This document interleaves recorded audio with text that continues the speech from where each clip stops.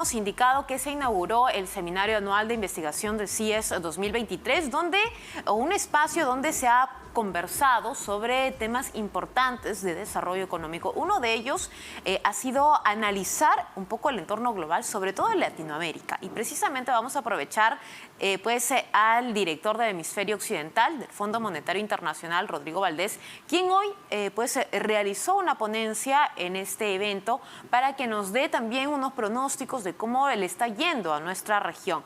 Bienvenido, señor Rodrigo Valdés. Gracias por esta entrevista. Muchas gracias por la invitación, Maritza, y buenas tardes a todos los que me escuchan. Bueno, para empezar, ¿cómo va Latinoamérica, ¿no? En cuanto a crecimiento, ¿cuáles son las expectativas también de recuperación? Porque ha sido, obviamente, una de las regiones más golpeadas a nivel mundial. Sí, pero la verdad es que si uno pone perspectiva y ve el mundo completo, la verdad es que los últimos años no fueron tan malos para Latinoamérica. Tuvimos un bajón fuertísimo en los tiempos del COVID, pero las economías se recuperaron bastante fuerte después, con crecimientos muy elevados hace un par de años. Ya el año pasado fue un año de crecimiento un poco más normal en la región. Fíjese que crecimos 7,3% en 2021, 4,1% en 2022 y probablemente este año estemos creciendo un poco por encima de 2%, igual que el próximo año en promedio de la región. Y lo que sucede un poco es lo siguiente, esto se aplica a varios países, este es simplemente el promedio, ¿no? Pero nosotros tenemos una capacidad de crecimiento que todavía es baja. Entonces, más allá del ciclo económico, que a veces hay subas, a veces hay bajas, tenemos que trabajar en muchos frentes para mejorar la capacidad de crecimiento de las economías. Es como pensar en un auto que tiene cierta velocidad de crucero. Uno puede acelerar más, puede frenar a veces, pero el auto da lo que da. Claro. Y hay que cambiarle a veces el motor, agrandarlo. Eso es lo que es la tarea de verdad de Latinoamérica. Ahora, ¿va a ser un crecimiento homogéneo de todos los países que comprenden Latinoamérica o por ahí una nación que otra quizás se está retrasando y por qué razones también? Claro, hay dos grandes grupos de países, diría yo. Un grupo en que la macroeconomía, los problemas de desbalances, inflación alta, reservas internacionales muy bajas, sigue siendo el tema del día a día, ¿no? Y ahí uno puede poner Argentina, puede poner a veces Ecuador, Venezuela, ciertamente, y son países que tienen mucho más problemas de corto plazo y que esa discusión de corto plazo se toma toda la agenda. Y hay otro grupo de países, dentro de los cuales está Perú, está Brasil, Chile, Uruguay, Paraguay, México, por ejemplo, Colombia, en que la verdad es que hemos logrado domesticar mejor la macroeconomía. Tenemos bancos centrales que funcionan bien, hemos aprendido del pasado, políticas fiscales bastante ordenadas. Y en ese mundo, la verdad es que todos estos países se están desacelerando, unos más, otros menos, porque el mundo se está desacelerando, porque, bueno, había que subir las tasas de interés para controlar la inflación, y eso también provoca cierta desaceleración. Y hay historias también propias de cada país, ¿no? El fenómeno del niño, temas políticos, pero en general este grupo más homogéneo de países en que la macroeconomía no es el problema del día a día de las personas pueden levantar la vista y planear y preocuparse de otras cosas. Esas economías están en este momento en una, yo diría, saludable desaceleración después de años de bastante alto crecimiento. Ahora hay que preocuparse de cómo reacelerar hacia el próximo año.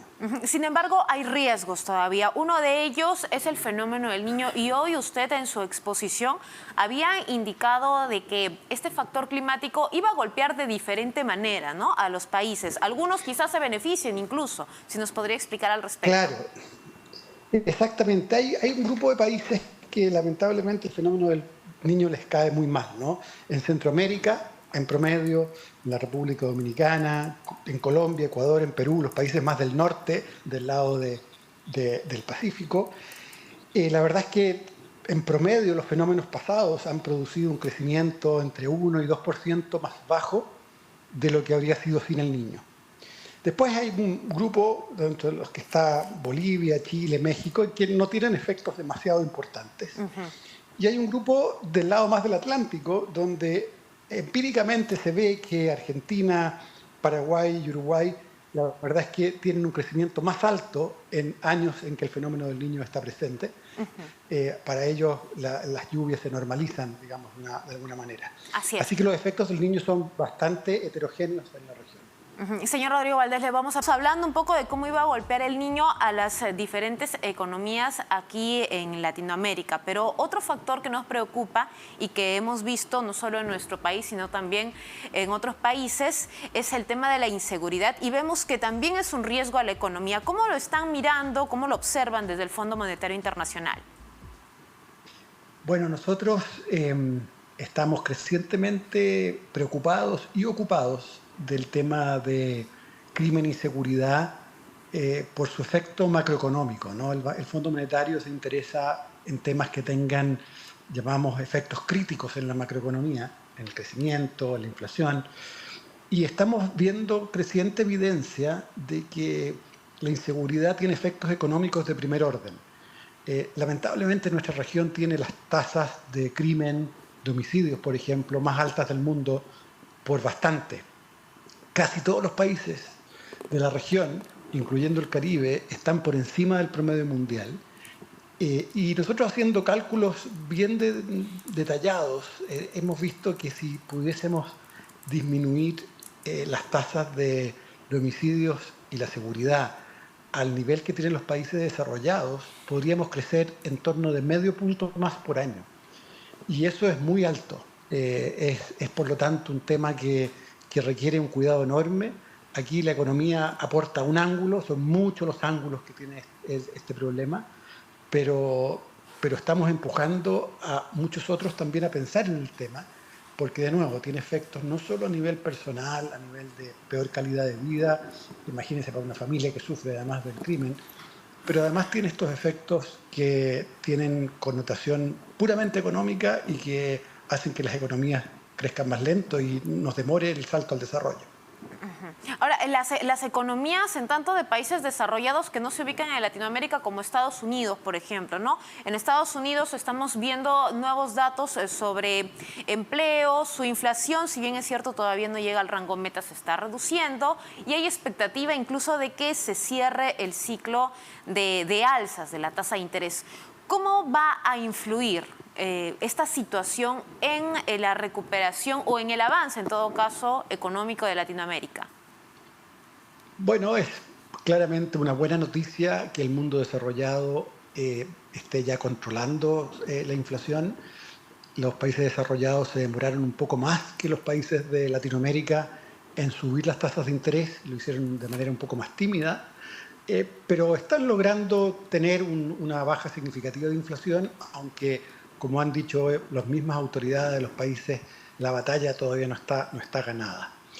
Entonces lo más probable es que la verdad es que este sea el techo del ciclo de tasas de interés en los países desarrollados, pero hay que sí llamar la atención, y esto fue muy importante en la mañana en la discusión que tuvimos en el CIES, fue que la tasa de interés ahora de los bonos de largo plazo de los países desarrollados y en particular de Estados Unidos subió y parece estar en un nuevo escalón.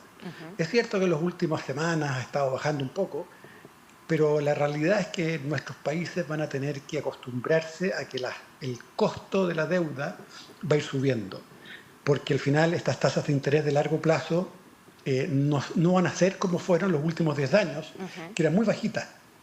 Estamos enfrentando tasas más altas y es muy probable que se queden en niveles más parecidos a los que observamos, no los últimos 10 años, sino que la década previa.